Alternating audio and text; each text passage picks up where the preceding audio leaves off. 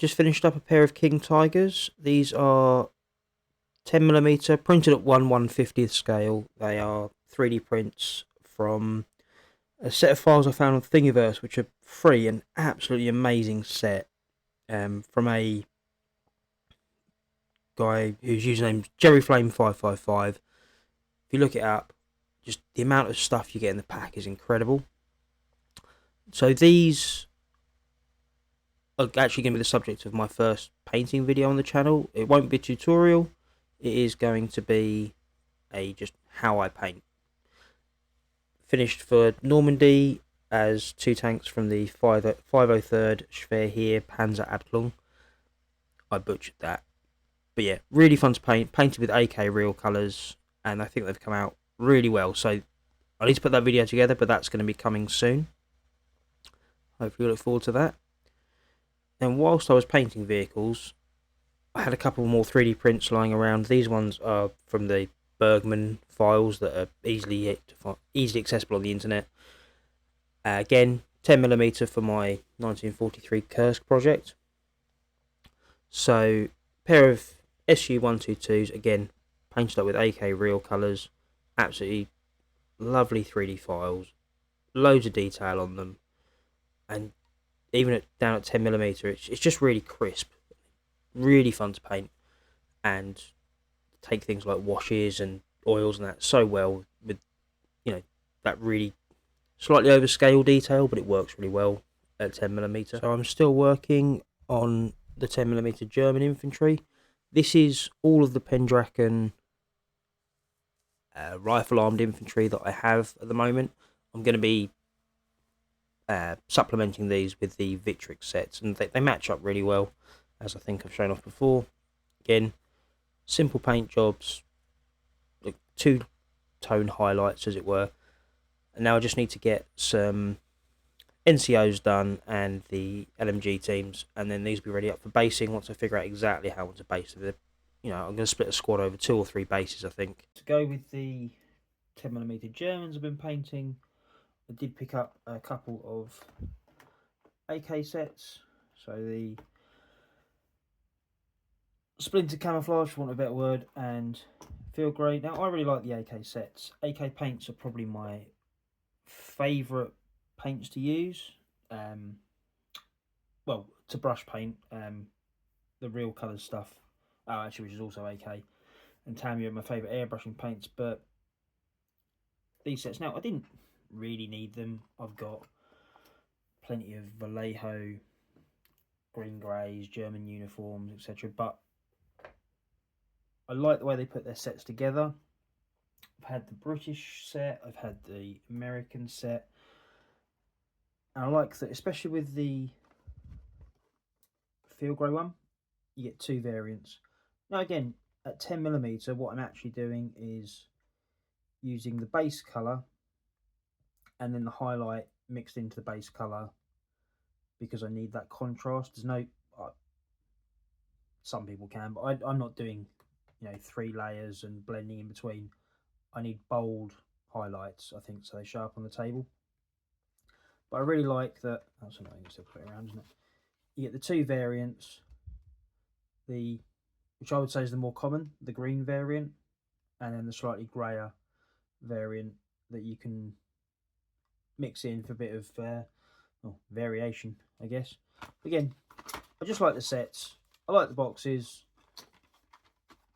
It's vaguely useful kind of guide, and it's just a nice place to start from, having the paints of uniforms in stages in a kind of a triad system, but not really. I just think for the cost of the sets, they're a slightly cheap way of picking up paint rather than buying individually. So yeah, so that's what I've been, well, the grey, Field Grey, is what I've been using on the second batch of 10mm Germans I did, and I'll give it a go as well on the next batch of 20mm Germans I do, whenever that is. So yeah, I'll just be using these probably for the rest of the Germans that I do. I know that I said that I would not be showing off any Roman or Carthaginian stuff until my own boxes arrived. as these are being painted up for, well, not for Martin. They're being painted up so that Martin and I can get a battle report in as soon as possible. However, if I don't show these off, I will effectively have no hobby to show off for the last 2 weeks, because other than me saying, oh, I've painted some more 20mm Germans, sorry, other than me saying I've painted some more 10mm Germans, I wouldn't actually have much to show. So what I thought I'd do is just show off 3 units of Romans that I've painted up. Hastati at the front, Principe behind, and then the Triarii 3rd rank at the back. Similar to the Carthaginians, which obviously I didn't show off on camera. Simple to paint up. I think they look great ranked up.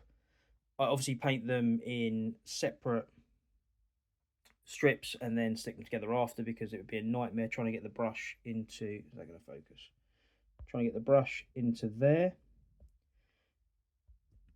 And it's a simple paint job. It doesn't need to be anything complicated. Just enough to give the idea. I went for blue shields because I fancied painting blue, and obviously I'm sure there'll be lots of red units on the table already. And then with the Triarii in reverse colours.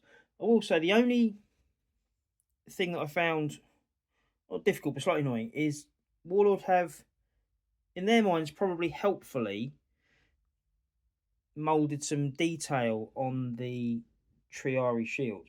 This is going to look awful on camera. Some raised detail that they think you can probably bring out to have a pattern. Now, obviously, because I'd already painted different squiggles, and they are literally just squiggles, it was actually a little bit annoying having to paint something different, but also it's really fine detail, which actually makes it quite hard to paint. So when I do any more of these for myself, what I will be doing is scraping that detail off the shield so that I can paint whatever detail I want, or use decals if they're available, which I think they'll be coming with decals. So something to watch out for. It's meant to make it easier, but in my mind it actually made it a bit more of a faff to paint. However, so these aren't based up yet, because what I'm going to do is drop them off with Martin so that he can base them up, so they all match. However, that's 3 units done. I will probably do a couple more so that we've got enough for a game soon. And then it will just be back to doing 10mm World War II, finishing off the current bit of 7-Year War stuff that I'm doing. And then whatever else. Yeah, so I just thought I'd put these in, because otherwise my hobby update is going to be very, very short for this couple of weeks. Was my hobby for the last 2 weeks, pretty much.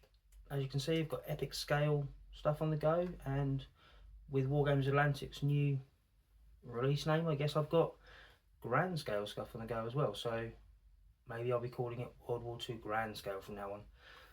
Like I said, King Tiger painting video coming out soon. Just need to try and figure out what to do with all of the video I took for that. I know people say that painting videos are hard work.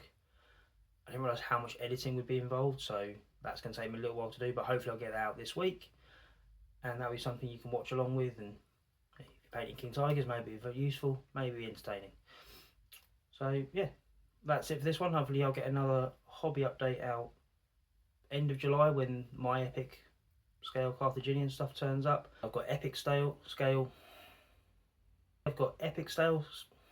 Fuck's sake.